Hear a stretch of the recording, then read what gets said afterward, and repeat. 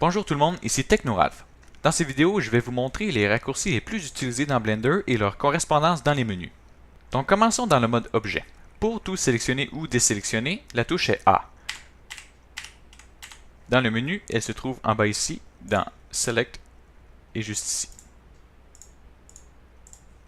Ensuite, Z va vous changer de mode solide à mode wireframe. Et dans le menu, ça se trouve ici. Pour transformer votre objet sélectionné, les raccourcis sont S pour changer la taille, R pour le tourner et G pour le bouger. Dans les menus, il se trouve dans Objet et sous Transform. Pour annuler une opération que vous venez de faire, comme ça ici, comme dans la plupart des programmes, c'est CTRL Z. Et pour refaire ce que je viens d'annuler, c'est CTRL majuscule et Z. Dans les menus, il se trouve ici. Pour supprimer l'objet sélectionné, c'est avec X. Et dans les menus, cela se trouve en bas ici et ici. Si vous voulez créer un nouvel objet, vous n'avez qu'à venir dans le côté ici et choisir votre objet. Ou bien utiliser le raccourci qui est majuscule A. Sur le pavé numérique, comme j'ai déjà montré dans un autre de mes vidéos, 1 va vous mettre de face, 3 de côté, 7 de dessus et 9 va vous mettre de l'autre côté de la vue que vous êtes en ce moment. 4, 6, 2 et 8 vont simplement tourner la vue autour. Et 5 va vous changer du mode avec perspective au mode orthographique. Quand vous avez une caméra, que je vais créer ici, et que vous faites 0 sur le pavé numérique, cela vous centre dans la caméra et vous voyez ce que la caméra voit. Pour l'impression 3D, ce n'est pas tout à fait pratique, mais dans beaucoup d'autres choses de Blender, c'est très pratique. Continuons donc avec le mode édition. Pour y aller, vous pouvez soit venir par ici, ou bien avec le raccourci qui est Tab. Plusieurs des raccourcis et des outils qui sont en mode objet fonctionnent aussi en mode édition, donc par exemple A, S, R et G, ainsi que Z et X. X par contre va vous présenter différentes options et vous pouvez choisir de ces options pour supprimer ce que vous voulez. Pour créer un nouvel objet, je vais supprimer celui-ci, majuscule et A fonctionnent aussi en mode édition.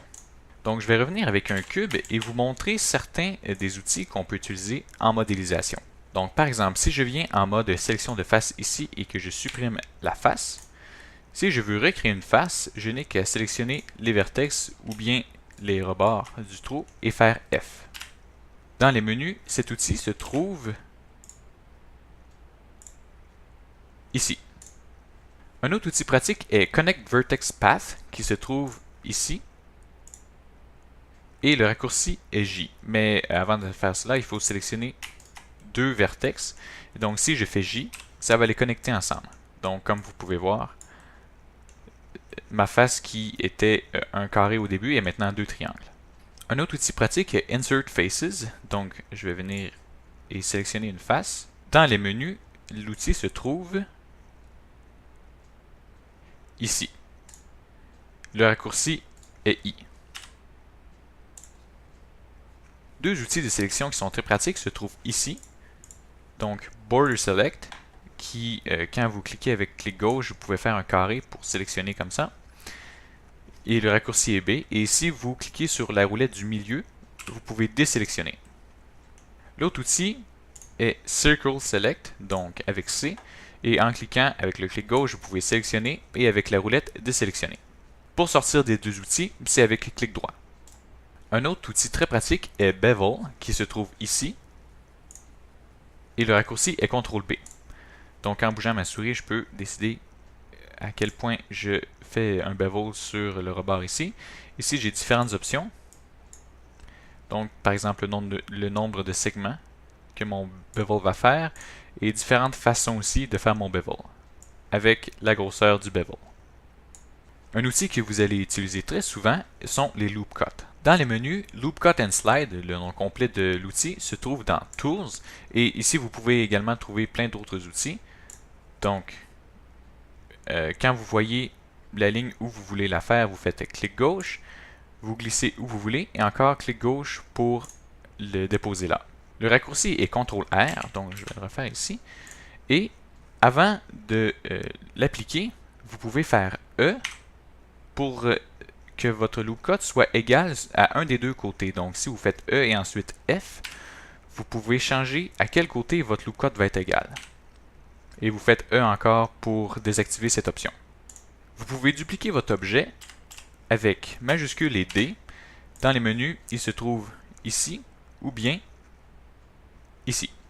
Pour miroirer votre objet, vous pouvez venir ici et choisir ces différentes options. Donc, faire un miroir sur l'axe X global et faire Enter ou bien clic gauche pour confirmer. Ou vous pouvez faire le raccourci qui est CTRL M et choisir un axe, soit X, Y ou Z pour le faire. Donc, je vais faire X. En ce moment, c'est X. Je peux faire Z. Et comme vous pouvez voir en ce moment, les faces ont une très étrange couleur. Donc, pour les remettre normales, on va tous les sélectionner et faire CTRL N. Cet outil qui s'appelle Recalculate Normals se trouve ici. Un autre outil pratique est Hide, donc cacher. Le raccourci est H, mais vous pouvez trouver dans les menus ici. Et pour montrer ce que vous avez caché, c'est Alt H. Maintenant, un dernier outil que je veux vous montrer. Si je désélectionne tout et en mettant ma souris sur un des deux objets, je fais L, ça va le sélectionner en entier. Si j'ai seulement quelque chose de sélectionné sur tout un objet, je peux faire CTRL L pour tout le sélectionner au complet. Ah, et j'oubliais presque, un autre outil pour la vue qui est très pratique. Si vous êtes par exemple loin de votre objet et votre centre de rotation n'est pas à la bonne place, si vous faites point sur le pavé numérique, votre vue va être centrée sur l'objet sélectionné en ce moment et en fait, je l'utilise très souvent, c'est très pratique. Donc j'espère que vous avez aimé les vidéos. Si oui, n'oubliez pas d'y mettre un like, vous abonner à la chaîne et je vais vous voir dans la prochaine vidéo.